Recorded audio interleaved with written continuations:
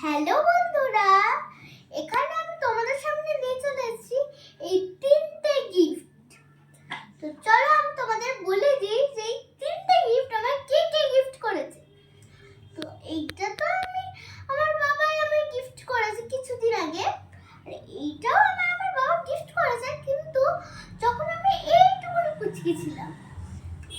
আর এই আইসক্রিম কারটা আমার আমার স্যান্টা, এই ছোট্ট আমার কোলে থাকা স্যান্টাটাই গিফট করেছে।